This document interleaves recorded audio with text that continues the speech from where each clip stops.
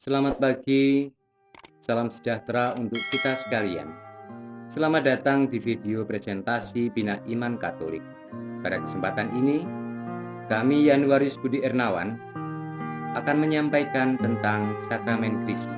Sakramen Krisma merupakan bagian dari sakramen inisiasi, yaitu baptis, krisma, dan ekaristi.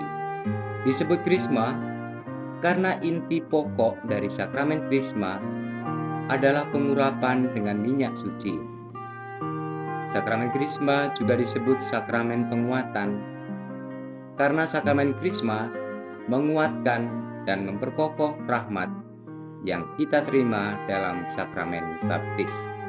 Sakramen krisma adalah sakramen penguatan atau pemantapan. Dengan menerima sakramen ini, orang dianggap sudah dewasa dalam iman.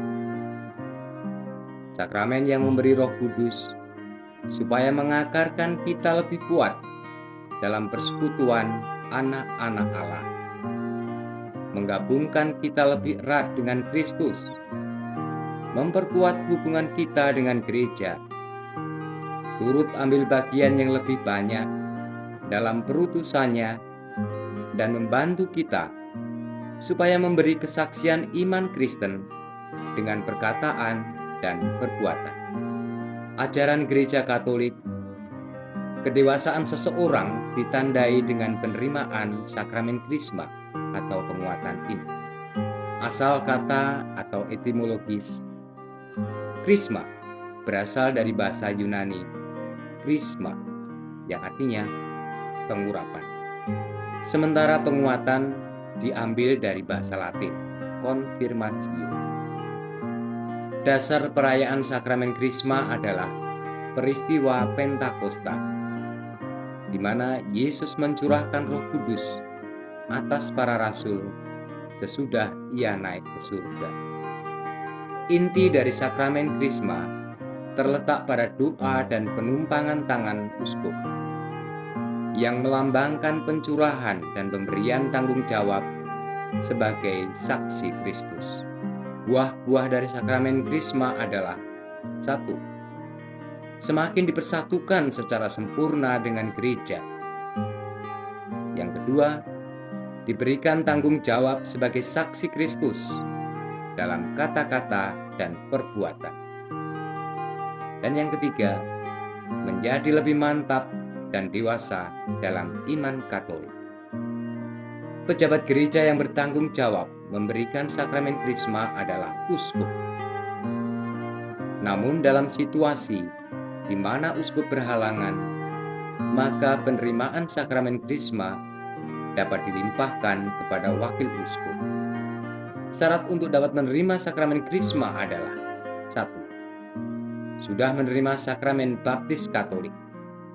Yang kedua, mampu menggunakan akal budi dengan baik. Artinya dia sudah tahu apa yang boleh dan tidak boleh dilakukan, sebab melawan kehendak Tuhan. Yang ketiga, memiliki cara hidup yang baik. Itulah sebabnya sangat penting katekese bagi calon sebagai masa persiapan sebelum menerima sakramen krisma. Dan yang keempat, dalam suasana rahmat. Artinya, menerima sakramen tobat terlebih dahulu. Rahmat sakramen krisma adalah menjadikan kita sungguh anak Allah, menyatukan lebih teguh dengan Kristus, menambahkan karunia Roh Kudus ke dalam diri kita, mengikat lebih sempurna dengan gereja, dan menganugerahkan kepada kita kekuatan Roh Kudus. Forma, materia, dan unsur utama dari sakramen krisma.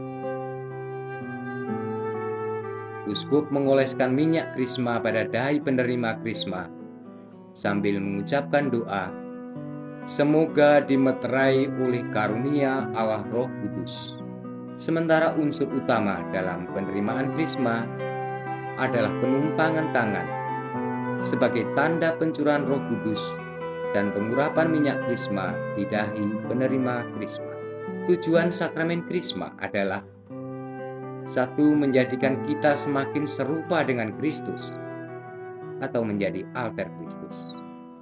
Yang kedua, menjadikan kita lebih dewasa dan mantap dalam iman. Ketiga, kita semakin dikuatkan untuk menjadi saksi Kristus lewat kata-kata dan perbuatan.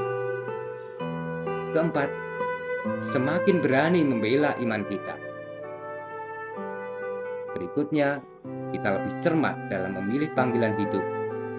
Dan yang terakhir, menjadi orang beriman yang dinamis.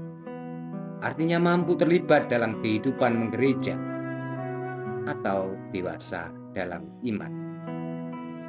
Ciri orang yang dewasa dalam iman adalah selalu mengandalkan Tuhan dalam segala situasi hidupnya.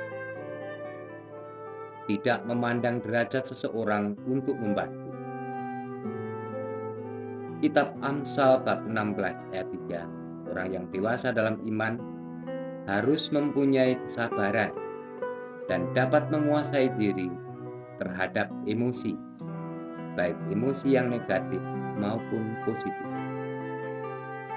Surat Rasul Paulus kepada jemaat di Filipi bab 4 ayat 11 sampai dengan 12 menyatakan, harus bisa mengucap syukur di setiap situasi atau keadaan. Surat Rasul Petrus yang pertama, bab 1 ayat 13. Pikiran kita harus ada pada kasih karunia Tuhan. Dan surat Rasul Paulus kepada jemaat di Efesus, bab 5 ayat 15 dan 17 menyatakan, kita harus punya waktu untuk Tuhan, keluarga, pribadi, dan juga untuk pelayanan.